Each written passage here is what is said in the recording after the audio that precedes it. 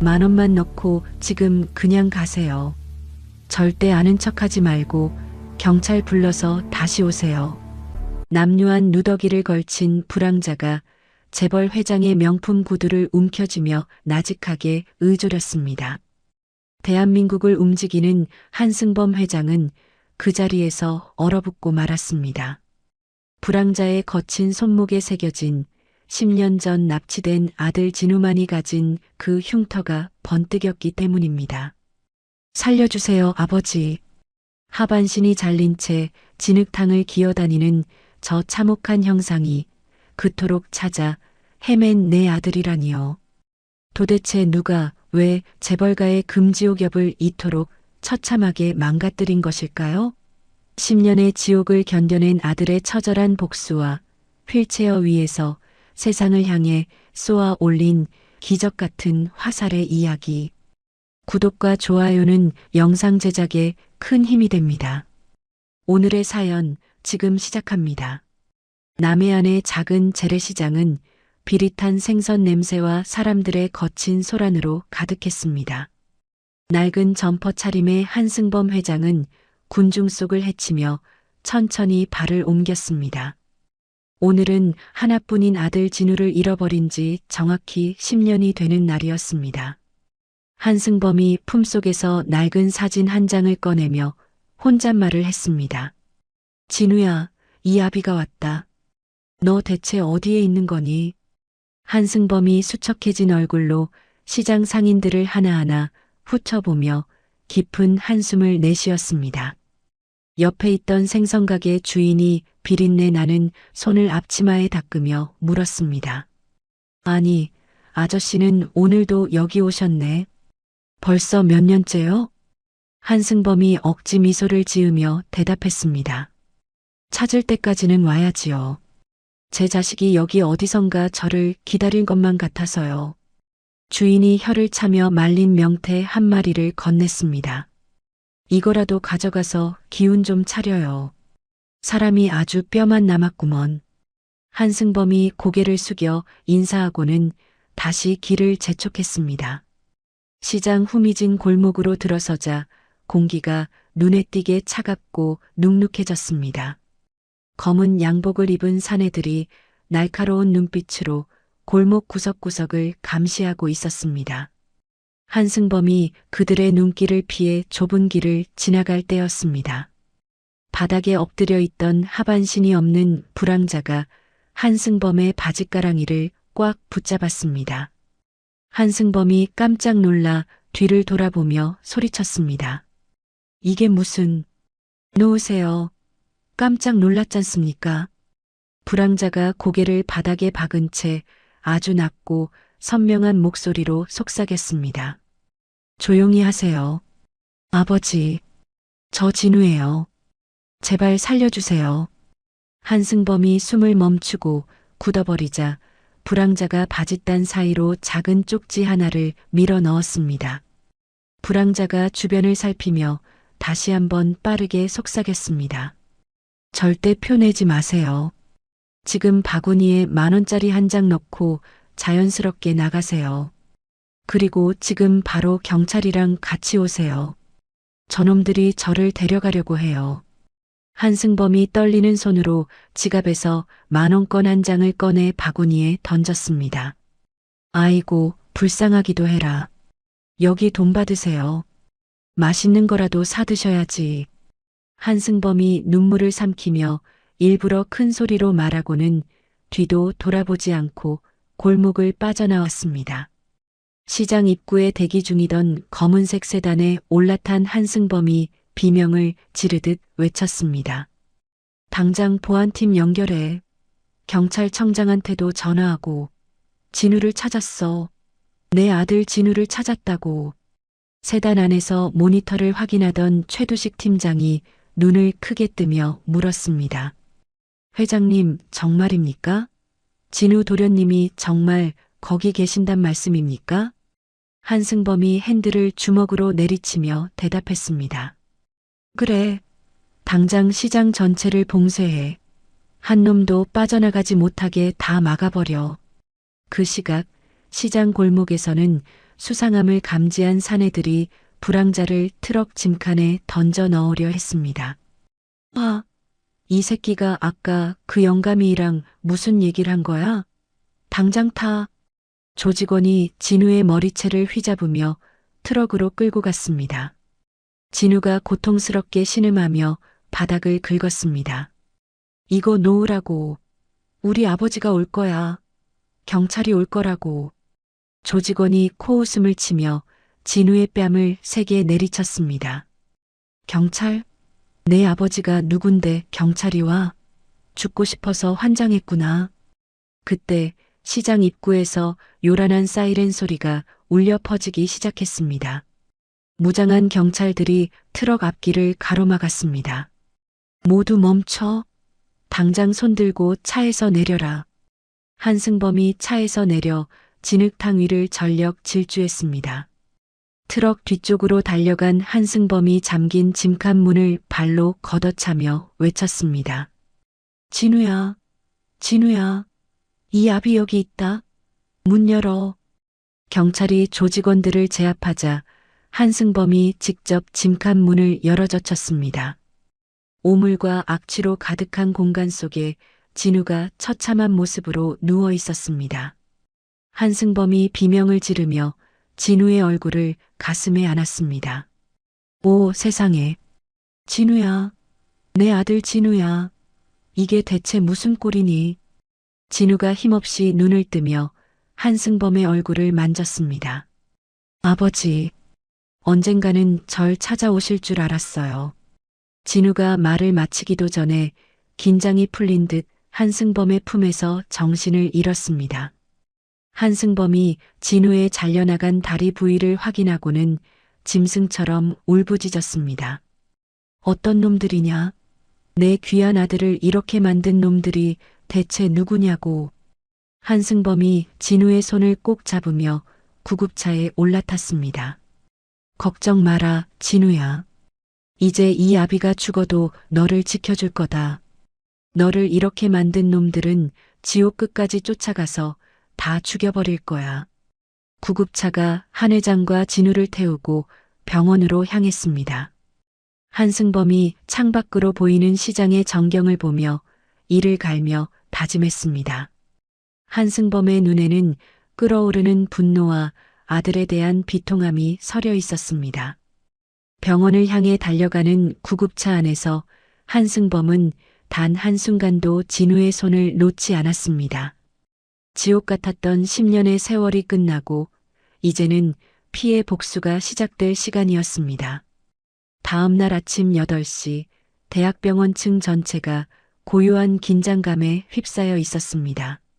하얀 복도 끝 VIP 병실 안에서는 진우의 처절한 비명소리가 쉼없이 터져 나왔습니다. 한승범이 유리창 너머로 바닥을 기어다니며 머리를 쥐어박는 아들을 보며 눈물을 닦았습니다. 진우야, 제발. 이 아빠 좀 봐라. 이제 괜찮아. 여기가 어디라고 그렇게 구석으로 숨는 거니? 진우가 침대 밑 어두운 공간으로 몸을 구기며 날카롭게 소리쳤습니다. 오지 마. 빨간 불빛. 그놈들이 온단 말이야. 제발 살려주세요. 시키는 대로 다 할게요. 진우가 제 손으로 제 얼굴을 핥히며 고통스럽게 몸을 떨었습니다. 옆에 서 있던 주치의가 차트를 넘기며 무거운 목소리로 말했습니다.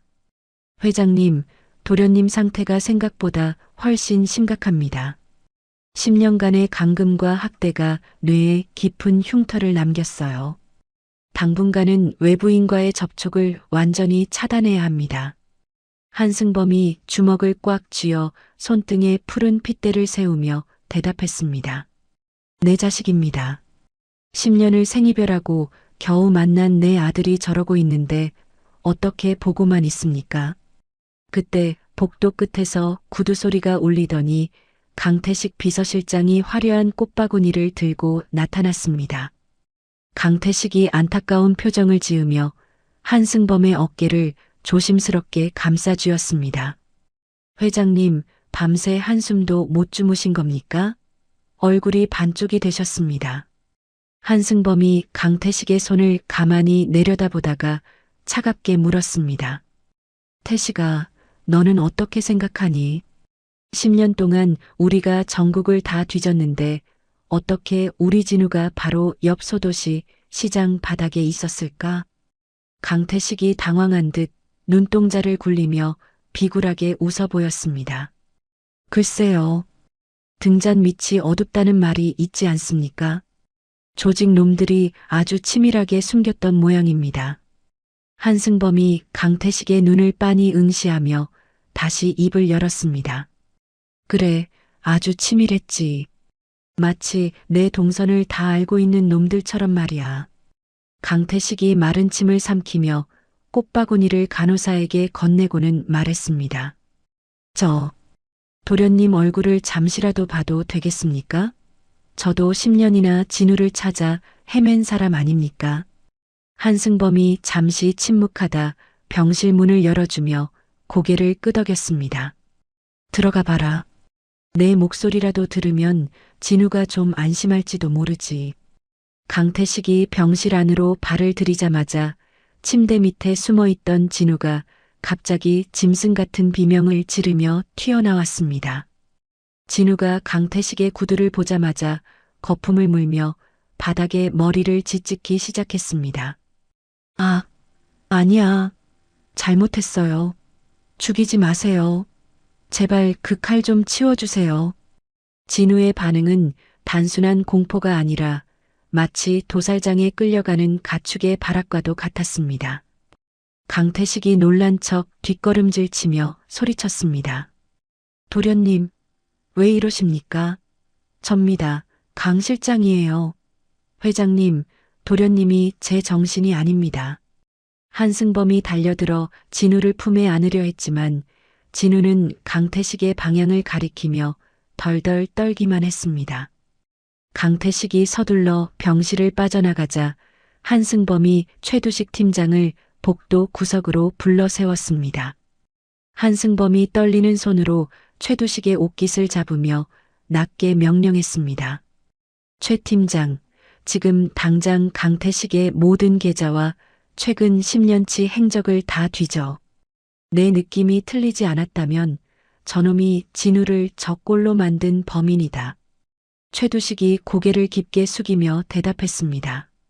회장님, 안 그래도 도련님의 반응이 예사롭지 않아 조사를 준비하고 있었습니다.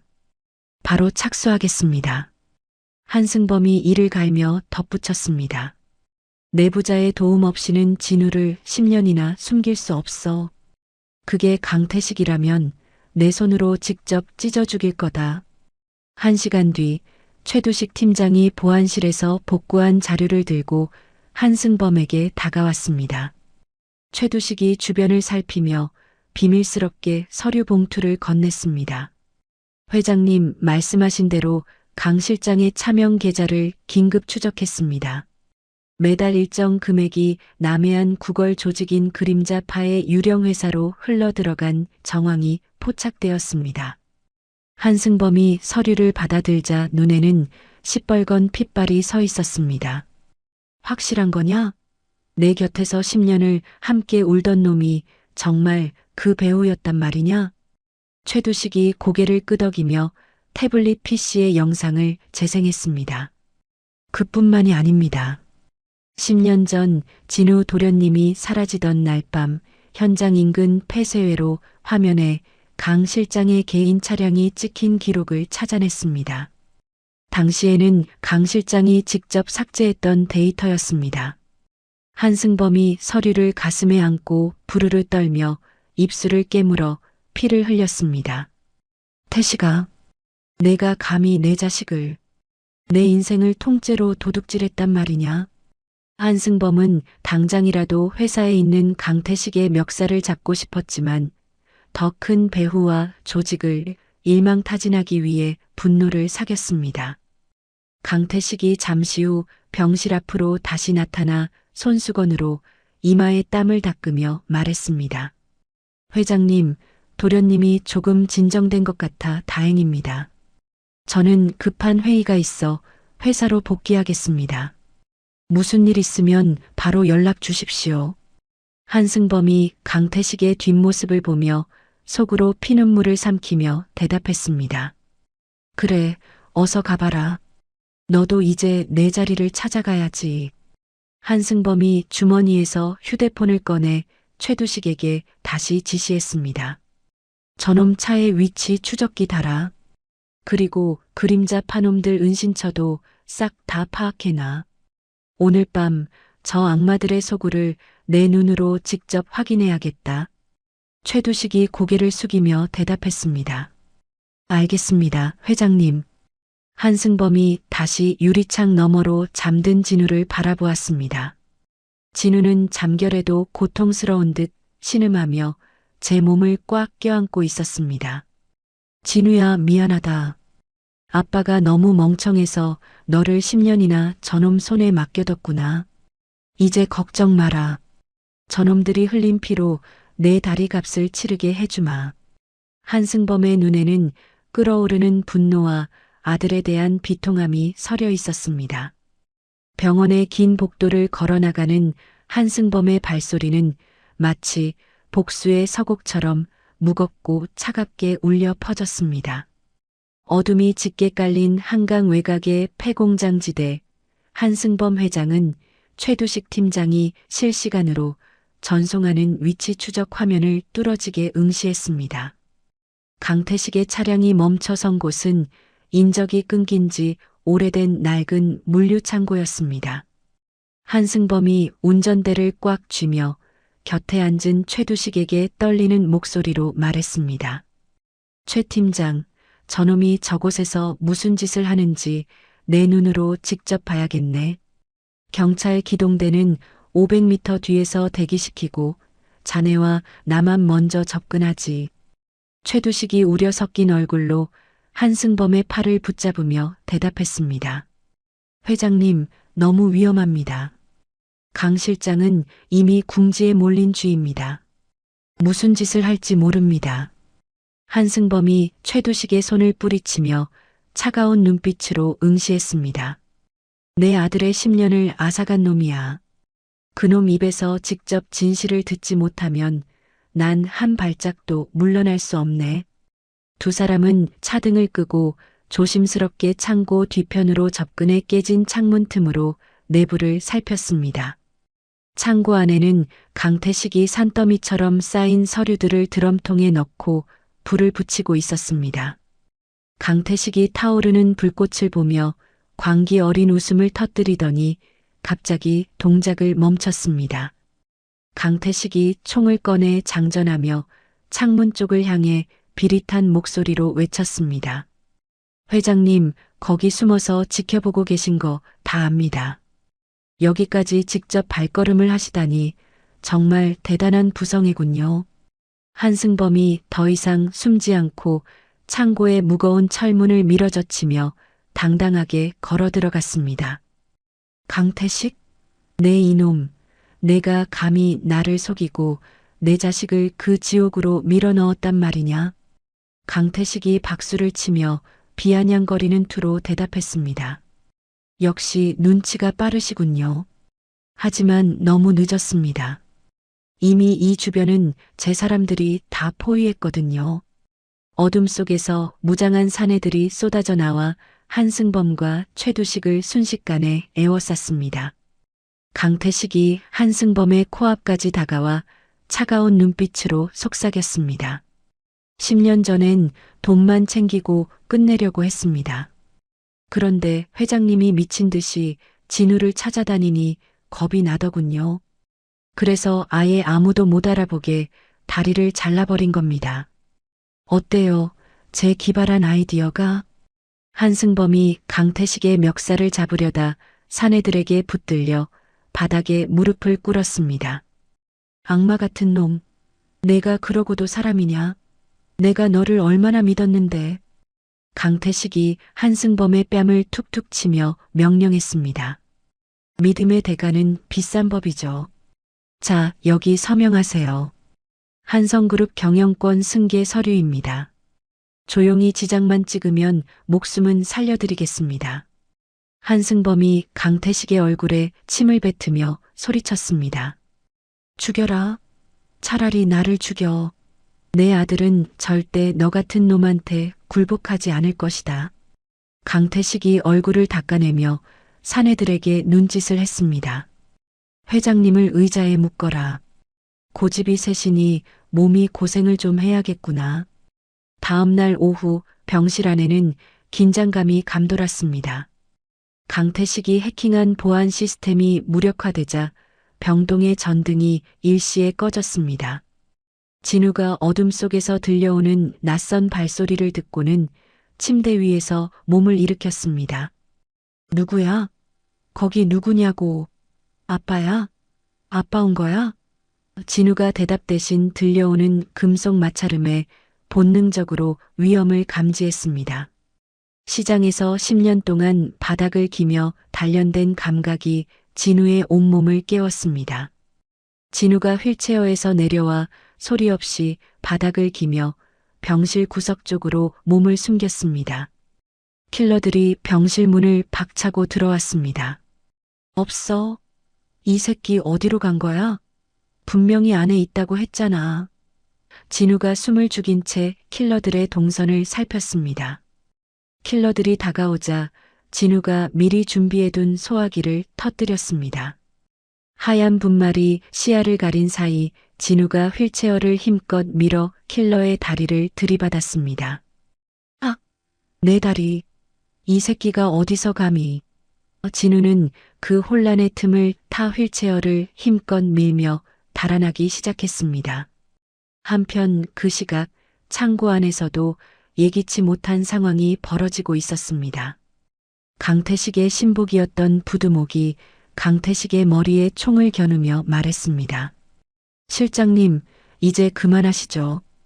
회장님이 제시한 액수가 실장님이 주는 푼돈보다 훨씬 큽니다. 나도 사람인데 돈 따라가야 하지 않겠습니까? 강태식이 당황하며 식은땀을 흘리며 대답했습니다.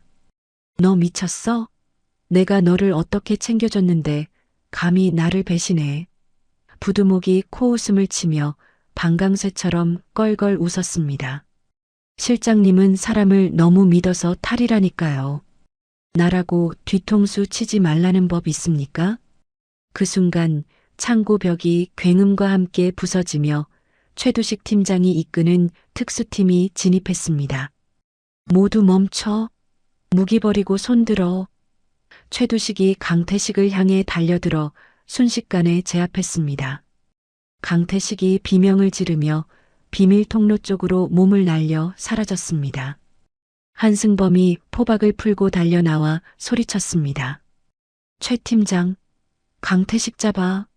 절대 놓치면 안 돼. 한승범이 최두식의 팔을 붙잡으며 물었습니다. 진우는? 우리 진우는 무사한가? 병원은 어떻게 됐어? 병원 복도에서는 진우가 바닥에 쓰러진 킬러의 손에서 칼을 빼앗아 쥐고 있었습니다. 도련님, 괜찮으십니까? 저희가 늦었습니다. 경호원들이 달려오자 진우가 안도하며 칼을 떨어뜨렸습니다. 진우가 거친 숨을 몰아쉬며 경호원의 휴대폰을 받아 번호를 눌렀습니다. 아빠, 저예요. 저 괜찮아요. 다치지 않았으니까 걱정하지 마세요. 한승범이 아들의 목소리를 듣고는 무너지듯 바닥에 주저앉아 오열했습니다. 고맙다. 살아있어줘서 정말 고맙다, 진우야. 이 아빠가 지금 바로 갈게. 한승범이 눈물을 닦으며 차에 올라타 항구 쪽으로 향하는 도로를 응시했습니다. 강태식, 내 놈이 갈 곳은 이제 지옥뿐이다. 강태식은 항구에 대기 중이던 밀항선에 오르려 했지만 이미 모든 출입구가 봉쇄된 것을 보고 절망했습니다. 말도 안 돼. 어떻게 이렇게 빨리 알고 막은 거야.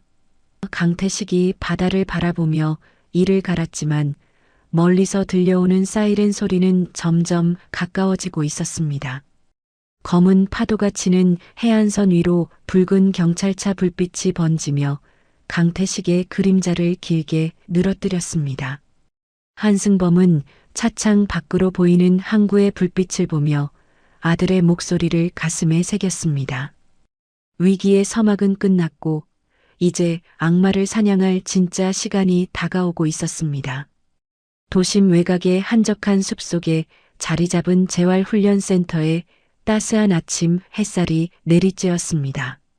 창밖으로는 푸른 나무들이 바람에 흔들리고 있었지만 실내의 공기는 얼음장처럼 차갑고 무거웠죠.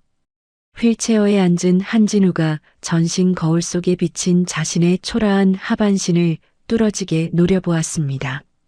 한진우가 옆에 놓인 물컵을 집어던지며 거칠게 소리쳤습니다. 이게 뭐야? 내 다리 돌려내라고. 이런 몸으로 살아서 뭐 하느냐 말이야. 박살난 유리 조각들이 바닥에 흩어지며 요란한 소리를 냈습니다. 문 밖에서 대기하던 한승범이 급히 방 안으로 들어오며 아들의 어깨를 감싸쥐었습니다. 한승범이 바닥에 흩어진 유리 파편을 손으로 치우며 대답했습니다. 진우야, 제발 진정해라. 아빠가 다 고쳐줄게. 세상에서 제일 좋은 의사들 다 불러놨단다. 한진우가 아버지의 손을 거칠게 뿌리치며 벽을 쳐다보았습니다.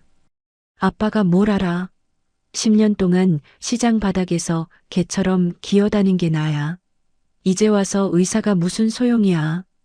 한진우가 제 가슴을 주먹으로 치며 꺼느끼듯 울부짖었습니다. 한승범이 아들의 일그러진 얼굴을 보며 가슴을 쥐어짜는 고통을 느꼈습니다.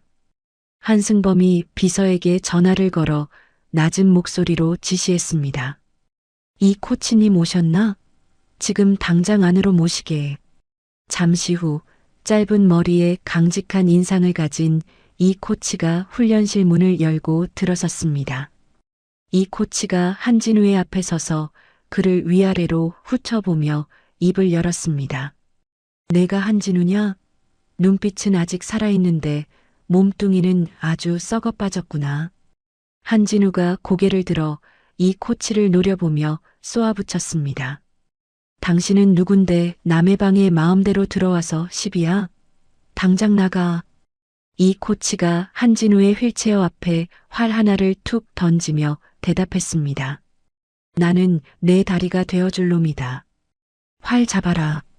죽고 싶지 않으면 팔 근육이라도 써야 할 거 아니냐. 한진우가 바닥에 떨어진 활을 보며 비웃었습니다. 활? 다리도 없는 놈이 활을 쏴서 뭐하게? 사람 놀리는 것도 정도껏 해. 이 코치가 한진우의 멱살을 가볍게 쥐어 일으키며 단호하게 말했습니다. 다리는 없어도 심장은 있지 않으냐? 너를 그 꼴로 만든 놈들한테 복수하고 싶지 않아? 활을 쏴서 그놈들 심장을 꿰뚫는 상상이라도 해보란 말이다. 복수라는 말에 한진우의 눈동자가 순간적으로 크게 흔들렸습니다. 한진우가 떨리는 손으로 바닥에 활을 집어들며 입술을 깨물었습니다. 하면 될 거 아냐? 하면 되잖아. 훈련은 그날 오후부터 바로 시작되었습니다. 한진우는 휠체어에 몸을 고정한 채 활시위를 당기려 했지만 상체 근육이 비명을 질렀습니다. 시위는 한치도 움직이지 않았고 한진우는 중심을 잃고 바닥으로 고꾸라졌습니다. 이 코치가 바닥에 넘어진 한진우를 일으켜 세우지 않고 차갑게 내려다보며 말했습니다. 그 정도 힘도 없으면서 무슨 복수를 해? 다시 일어나서 앉아. 100번 더 당겨라. 한진우가 진흙 묻은 손으로 휠체어를 붙잡고 다시 몸을 끌어올렸습니다. 한승범은 훈련장 구석 벤치에 앉아 아들이 넘어지고 다시 일어나는 과정을 묵묵히 지켜보았습니다. 한승범이 수건을 손에 쥔 채 최두식 팀장에게 나직하게 물었습니다. 최 팀장, 우리 진우가 정말 다시 웃을 수 있을까? 저렇게 고생하는 걸 보니 내 가슴이 도려나가는 것 같네. 최두식이 한승범의 어깨에 손을 얹으며 대답했습니다. 회장님, 도련님은 강한 분입니다. 10년을 견디신 분이에요. 분명히 해내실 겁니다. 한진우는 손가락 끝에 피가 맺힐 때까지 활 시위를 당기고 또 당겼습니다. 어느 순간 팽팽하게 당겨진 시위가 한진우의 손끝을 떠나며 날카로운 파열음을 냈습니다. 화살은 관역 근처에도 가지 못하고 바닥에 처박혔지만 한진우는 묘한 진동을 느꼈습니다. 훈련이 계속되던 어느 날 밤 한진우는 이 코치가 가르쳐준 대로 안대를 쓰고 사선에 섰습니다. 이 코치가 한진우의 귀에 대고 아주 낮은 목소리로 지시했습니다. 눈으로 보지 마라. 귀로 바람 소리를 듣고 내 손가락 끝에 전해지는 관역의 기운을 느껴봐. 한진우가 숨을 멈추고 활 시위를 귀 옆까지 길게 잡아당겼습니다. 어둠 속에서 숲의 벌레 소리와 멀리서 들리는 물소리가 한진우의 감각을 깨웠습니다. 한진우가 화살을 놓는 순간 화살은 어둠을 가르고 날아가 70m 밖 관역에 명중했습니다. 탁 하는 경쾌한 소리가 적막한 훈련장에 울려 퍼졌습니다. 이 코치가 한진우의 안대를 벗겨주며 처음으로 엷은 미소를 지었습니다. 들었냐? 저게 내가 쏜 화살이 내는 소리다. 너는 이제 불황자가 아니라 궁수다. 한진우가 제 손바닥을 내려다보며 믿기지 않는다는 듯 중얼거렸습니다. 내가 맞췄어. 소리가 들렸어요, 코치님. 한승범이 멀리서 그 광경을 보고는 두 손으로 얼굴을 감싸주며 흐느꼈습니다. 진우야, 장하다, 내 아들. 정말 장해. 한진우는 이제 거울 속의 자신을 피하지 않았습니다. 오히려 관역을 응시하는 자신의 날카로운 눈빛을 확인하며 입가에 작은 미소를 띄었습니다. 다음 날 아침 8시 한진우는 패럴림픽 국가대표 선발전 출전 신청서에 자신의 이름을 정성껏 적어 내려갔습니다.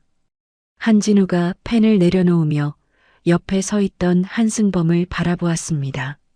아빠, 나 나갈게요. 나가서 당당하게 금메달 목에 걸고 돌아올게요. 한승범이 아들의 손을 꽉 잡으며 대답했습니다. 그래, 진우야. 내 뒤에는 항상 아빠가 있다는 거 잊지 마라. 부자의 눈이 마주치는 순간 훈련센터의 정원에는 새로운 인생의 시작을 축복하듯 밝은 햇살이 쏟아져 내렸습니다.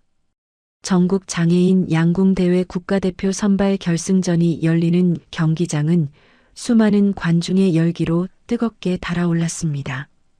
팽팽한 긴장감이 감도는 사선 위에 한진우가 휠체어에 몸을 고정한 채 깊은 숨을 들이마셨습니다. 마지막 한 발로 우승 향방이 결정되는 절체절명의 순간이었습니다. 이 코치가 한진우의 어깨를 가볍게 두드리며 나직하게 말했습니다. 진우야, 관역 보지 마라. 내 마음속에 있는 그놈들의 얼굴을 뚫어버린다고 생각하고 싸라.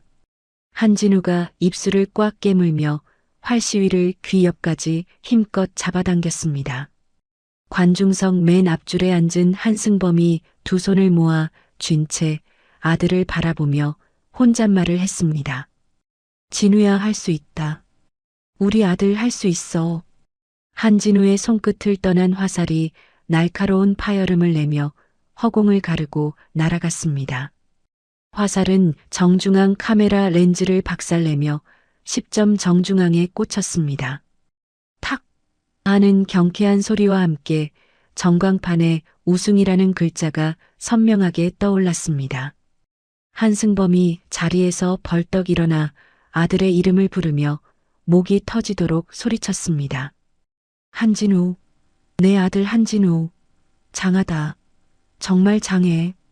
관중석에서 우레와 같은 박수 소리가 터져 나오자 한진우가 휠체어 위에서 고개를 숙여 인사했습니다.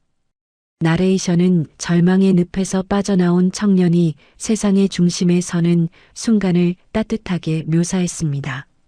한진우의 우승 소식은 언론을 통해 재벌가 실종 아들의 기적 같은 생환이라는 제목으로 전국에 타전되었습니다.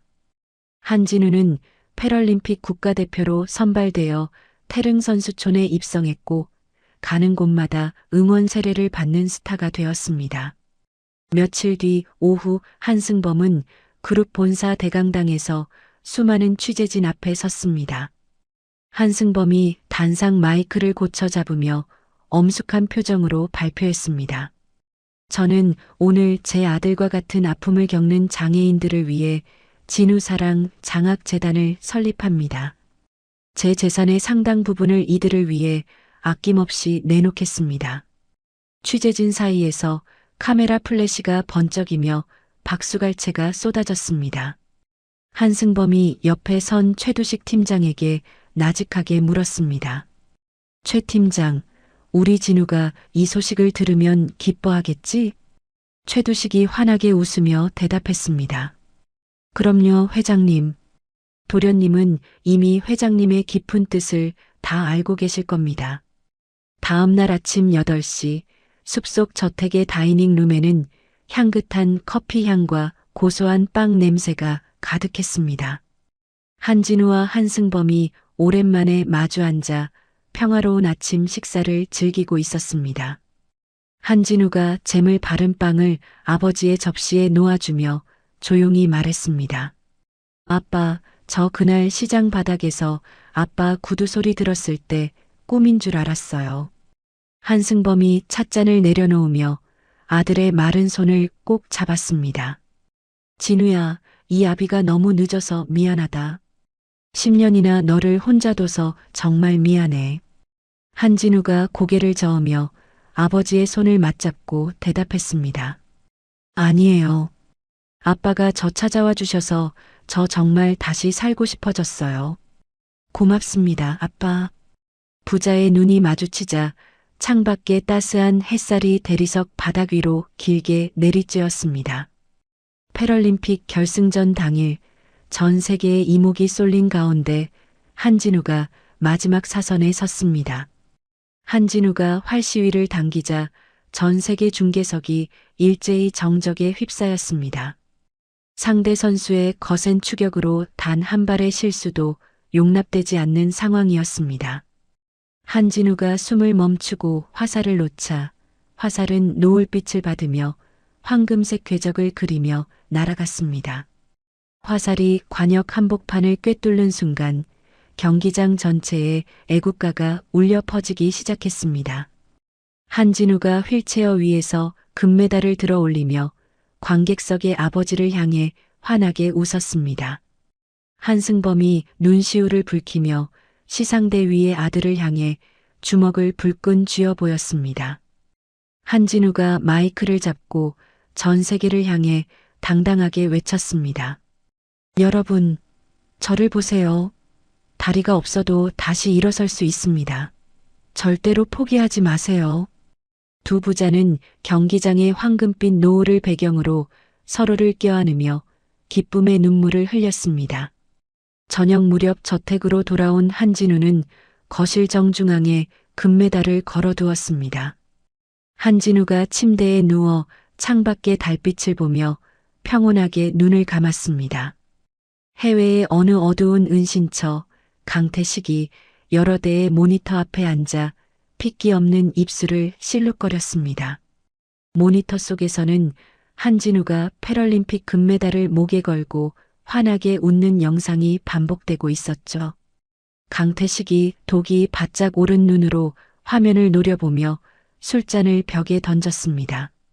한승범, 내가 감히 나를 버리고 저런 호사를 누려? 내 아들과 함께 지옥으로 보내주마. 술잔이 박살나며 파편이 사방으로 튀었지만 강태식은 눈 하나 깜짝하지 않았습니다. 강태식이 옆에 서 있던 사내에게 비릿한 미소를 지으며 명령했습니다. 준비한 대로 시작해. 그놈이 가짜라는 소문을 전국에 퍼뜨리고 한성그룹 비자금 장부도 검찰에 넘겨라. 사내가 고개를 숙이며 대답했습니다. 알겠습니다, 실장님. 인터넷 여론 조작은 이미 시작되었습니다. 다음 날 아침 8시 한성그룹 회장실은 빗발치는 전화벨 소리로 아수라장이 되었습니다. 최두식이 다급하게 태블릿 PC를 들고 들어와 한승범에게 내밀었습니다. 회장님, 큰일 났습니다. 인터넷에 도련님이 가짜라는 소문이 걷잡을 수 없이 퍼지고 있습니다. 한승범이 태블릿 화면을 확인하고는 주먹으로 책상을 내리쳤습니다. 이게 무슨 헛소리야. 유전자 검사 결과까지 다 있는데 누가 이런 짓을 해. 화면에는 진우가 경영권을 위해 매수된 대역이라는 정교한 가짜 영상이 떠돌고 있었죠. 최두식이 땀을 닦으며 조심스럽게 말을 이어갔습니다. 그뿐만이 아닙니다. 국제양궁연맹에도 도련님이 특수보조장치를 썼다는 조작 제보가 들어갔다고 합니다. 한승범이 의자에서 일어나 창밖을 보며 이를 갈았습니다. 강태식? 이 쥐새끼 같은 놈이 감히 내 아들을 또 건드려. 그때 회장실 문을 박차고 검찰 수사관들이 들이닥쳤습니다. 수사관이 서류를 내보이며 한승범의 앞을 가로막았습니다. 한승범 회장님, 기업 비자금 횡령 혐의로 긴급 체포합니다. 조사실로 같이 가주시죠. 한승범이 수사관의 손을 뿌리치며 최두식에게 소리쳤습니다. 최 팀장, 나는 걱정 마라. 당장 훈련센터로 가서 진우부터 보호해. 저놈들 목표는 우리 진우야. 한승범은 수갑을 찬 채 끌려가면서도 오직 아들의 안위만을 걱정하며 소리쳤습니다. 훈련센터 사선에 서 있던 진우는 갑자기 들이닥친 기자들의 카메라 세례에 화를 떨어뜨렸습니다. 기자가 마이크를 진우의 얼굴에 들이대며 날카롭게 물었습니다. 한진우 선수, 회장님이 경영권을 지키려고 당신을 매수했다는 게 사실입니까? 대답해 보세요. 진우가 귀를 막고 휠체어 바퀴를 돌려 뒤로 물러나며 비명을 질렀습니다. 아니야. 나는 가짜가 아니야. 저리 가. 내 몸에 손대지 마. 10년 전 시장 바닥에서 사람들의 발길질을 피하던 공포가 진우의 온몸을 덮쳤습니다. 이 코치가 달려와 기자들을 밀쳐내며 고함을 질렀습니다. 이게 무슨 짓들이야. 당장 안 나가. 사람 죽어가는 꼴 보고 싶어서 이래. 이 코치가 벌벌 떠는 진우의 어깨를 감싸 안으며 병실 안으로 급히 피신시켰습니다. 진우는 방 안구석에 박혀 숨을 헐떡이며 제 몸을 꽉 껴안았습니다. 아빠 어디 있어? 무서워, 아빠. 진우의 눈동자가 초점을 잃고 흔들리며 다시 어두운 트라우마 속으로 빠져들고 있었죠. 그날 밤 훈련센터의 모든 전등이 일시에 꺼지며 정적이 찾아왔습니다. 검은 옷을 입은 사내들이 담장을 넘어 센터 안으로 침입했습니다. 강태식의 명령을 받은 암살팀이 소음기 달린 총을 장전하며 속삭였습니다. 방해되는 놈들은 다 죽여도 좋다. 그 다리 없는 놈은 반드시 숨통을 끊어라. 침입자들이 복도를 지나 진우의 방 앞까지 다다랐을 때였습니다. 어둠 속에서 무언가 날카롭게 공기를 가르는 소리가 들려왔습니다. 픽 하는 소리와 함께 암살자 한 명의 어깨에 화살이 깊숙이 박혔습니다. 아, 뭐야? 어디서 쏜 거야? 사내가 비명을 지르며 바닥을 굴렀지만 어둠 속에서는 아무것도 보이지 않았습니다. 진우가 방 안어두운 구석에서 안대를 쓴 채 활시위를 당기며 혼잣말을 했습니다. 이 코치님이 그랬지. 눈이 보이지 않아도 마음으로 보라고. 너희들의 더러운 숨소리가 다 들려. 진우는 10년간 시장 바닥의 소음을 견디며 발달한 청각으로 적들의 위치를 파악했습니다. 진우가 다시 화살을 놓자 이번에는 침입자의 무릎에 정확히 명중했습니다. 이 새끼가 보이지도 않는데 어떡해. 암살자들이 당황하여 허공에 총을 쏘아댔지만 진우는 이미 휠체어를 소리 없이 밀어 반대편 구석으로 이동한 뒤였습니다. 진우의 눈에서는 예전의 겁쟁이 소년이 아닌 아버지를 지키겠다는 도끼 어린 궁수의 빛이 번뜩였습니다. 한편 그 시각 구치소 차가운 바닥에 앉아있던 한승범은 벽을 치며 울부짖었습니다.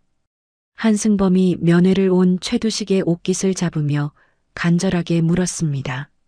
진우는? 우리 진우는 무사한가? 대답해보게, 최 팀장. 최두식이 고개를 떨구며 차마 말을 잇지 못하고 입술만 떨었습니다. 회장님, 지금 훈련센터가 공격받고 있다는 보고를 받았습니다. 경찰 특공대를 보냈으니 제발 기운 차리십시오. 한승범이 철창 사이로 손을 뻗어 허공을 휘저으며 절규했습니다. 강태식?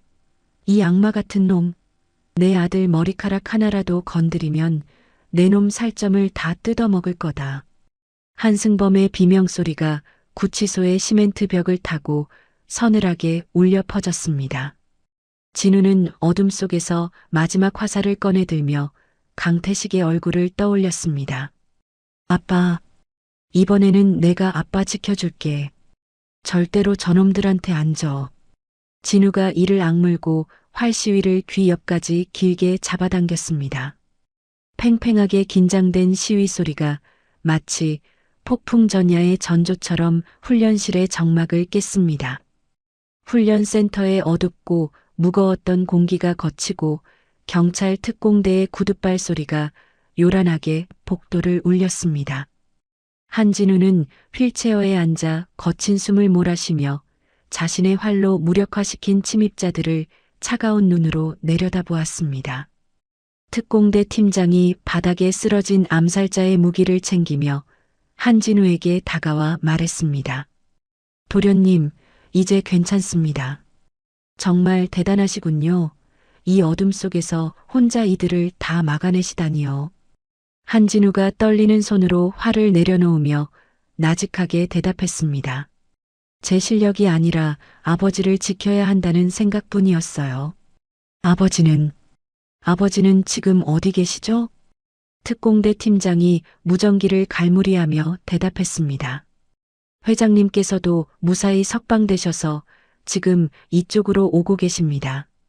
조금만 기다리십시오. 그 시각 경찰서 정문을 나선 한승범은 최두식 팀장이 내미는 따뜻한 외투를 걸치지도 않은 채 다급하게 물었습니다.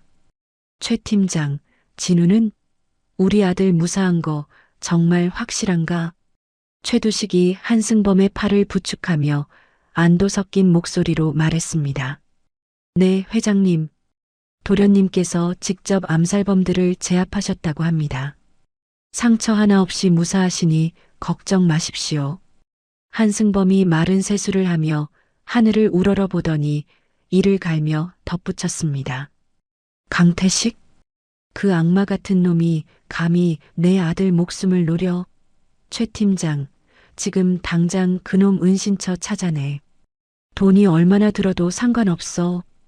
지구 끝까지 쫓아가서 내 손으로 숨통을 끊어놓을 거니까. 최두식이 고개를 숙이며 단호하게 대답했습니다. 말씀하신 대로 인터폴과 현지 경찰에 거액의 현상금을 걸었습니다. 강 실장의 자금줄도 모두 동결시켰으니 조만간 꼬리가 잡힐 겁니다. 며칠 뒤 동남아시아의 한 외딴 섬 해안가에서 강태식은 낡은 쾌속정에 오르려다 멈춰 섰습니다. 수십 대의 경찰 헬기가 하늘을 뒤덮고 서치라이트가 강태식의 일그러진 얼굴을 정면으로 비추었습니다. 강태식이 허공에 대고 비명을 지르며 소리쳤습니다.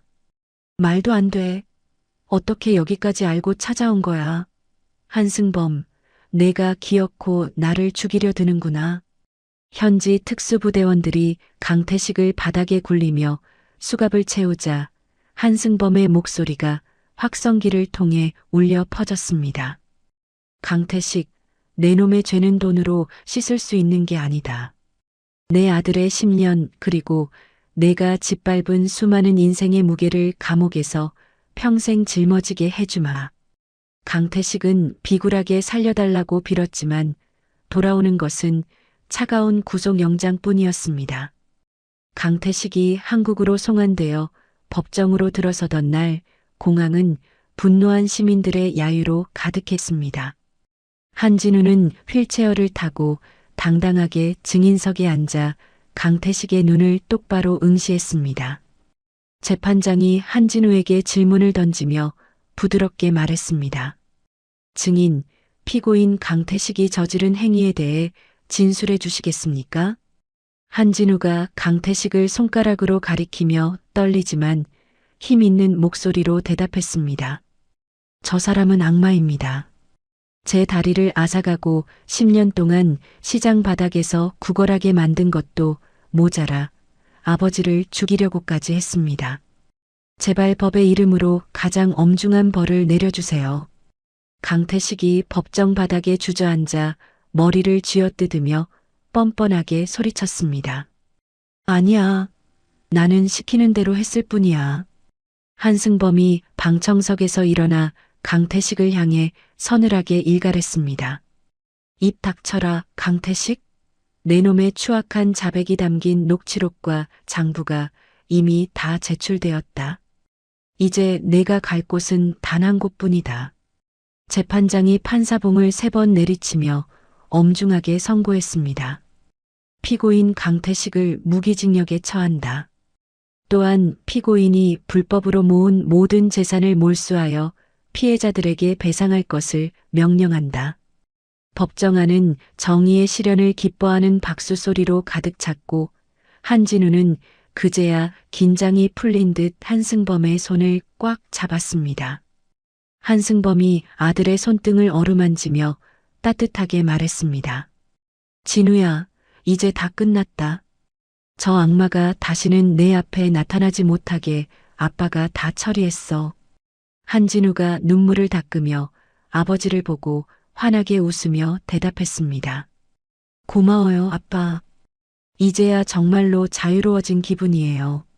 국제양궁연맹에서도 한진우의 메달에 대한 모든 의혹이 허위임을 공식 발표했습니다.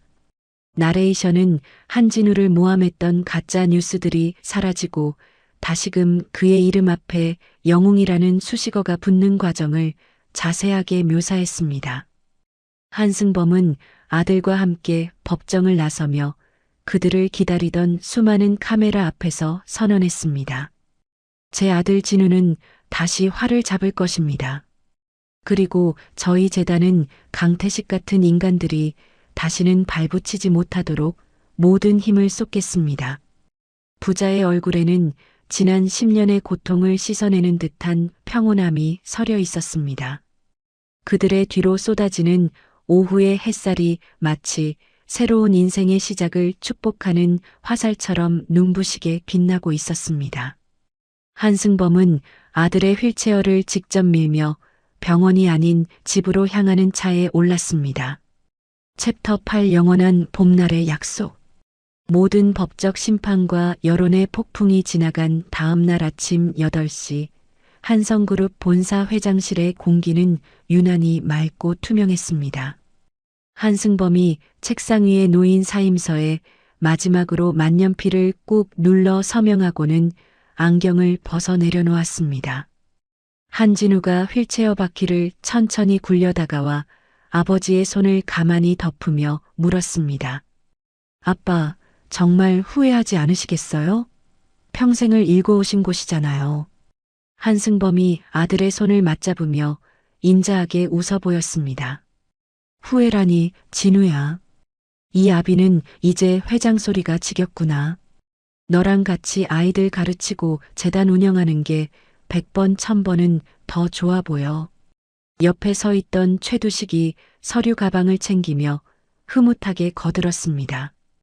회장님, 아니 이제 이사장님이라고 불러야겠군요. 전문 경영인들이 알아서 잘할 겁니다. 도련님과 함께 하실 시간이 훨씬 소중하지 않습니까? 한승범이 껄껄 웃으며 지팡이를 짚고 자리에서 일어섰습니다. 그렇지.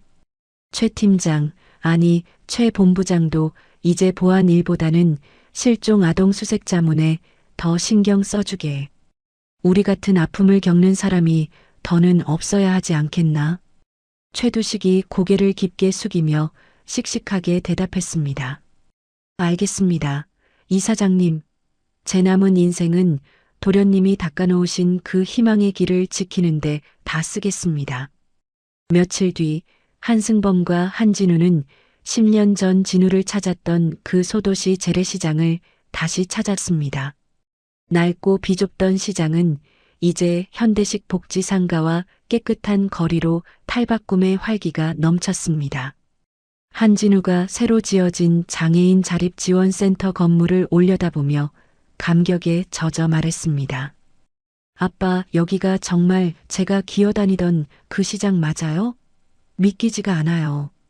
한승범이 아들의 어깨를 토닥이며 시장 입구로 들어서며 대답했습니다. 그래, 진우야.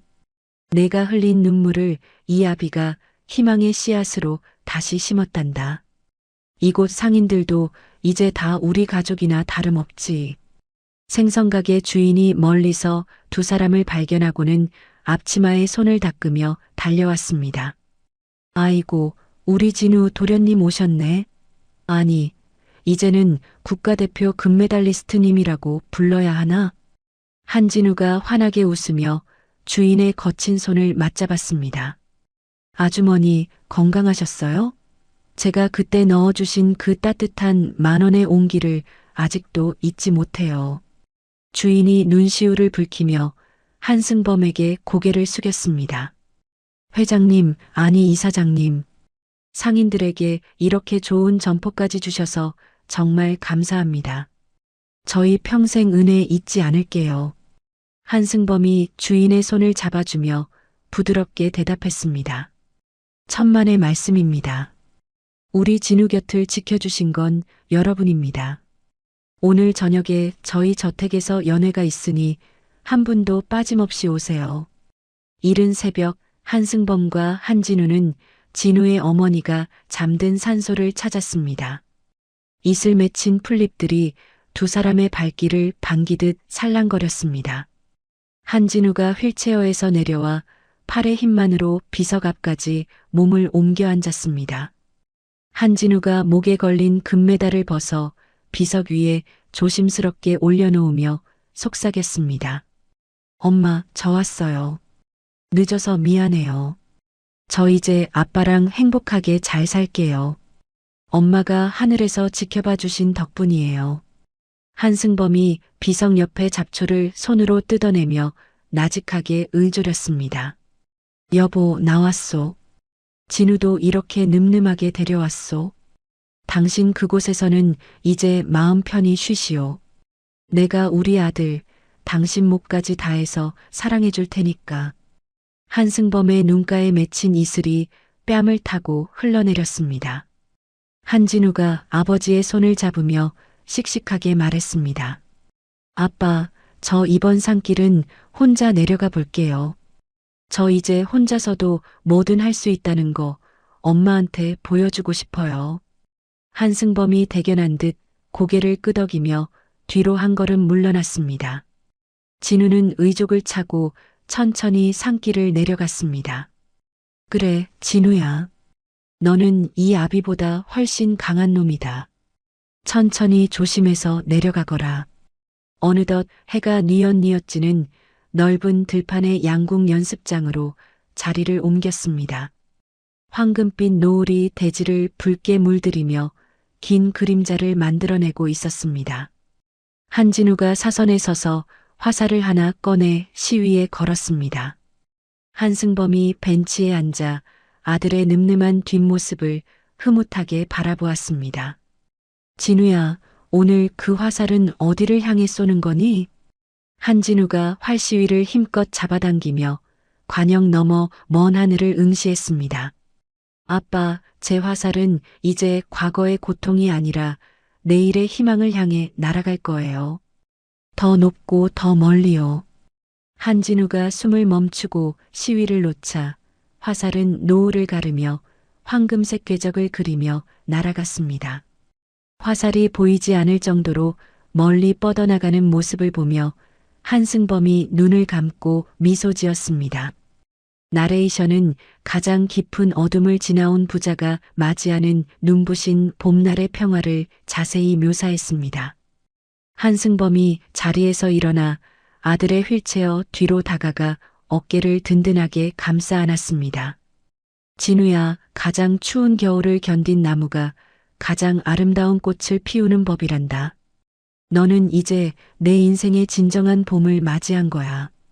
한진우가 아버지의 손 위에 자신의 손을 겹치며 행복하게 대답했습니다. 아빠가 제 곁에 계셔서 가능했어요. 우리 이제 다시는 헤어지지 말아요. 부자의 그림자가 노을빛 아래 하나로 겹쳐지며 들판 위로 길게 뻗어나갔습니다. 가장 깊은 밤을 지나온 자만이 가장 눈부신 아침을 맞이한다는 진리가 두 사람의 미소 위로 따스하게 내려앉았습니다. 한승범 회장과 진우 부자의 길고도 험난했던 여정. 여러분은 어떻게 보셨나요? 10년이라는 지옥 같은 세월을 견디고 절망의 끝에서 희망의 활시위를 당겨 다시 우뚝 선 진우 선수의 모습은 우리에게 큰 울림을 줍니다. 탐욕에 눈이 멀어 남의 인생을 처참하게 짓밟았던 자는 반드시 파멸한다는 인과응보의 진리, 그리고 그 무엇보다 강한 부성애와 불굴의 의지가 만들어낸 기적을 우리는 함께 보았습니다. 지금 혹시라도 인생의 어둡고 긴 터널을 지나고 계신 분들이 있다면 오늘 이 이야기가 작은 위로와 용기가 되기를 진심으로 바랍니다. 가장 깊은 밤을 지나온 진우처럼 여러분의 삶에도 반드시 눈부신 아침과 따뜻한 봄날이 찾아올 것입니다. 오늘 영상이 유익하셨다면 구독과 좋아요 부탁드리며 저희는 더 감동적이고 정의로운 이야기로 다시 찾아뵙겠습니다. 이야기를 끝까지 들어주신 분이 계시다면 잘 들었다고 댓글 하나만 남겨주세요. 감사합니다.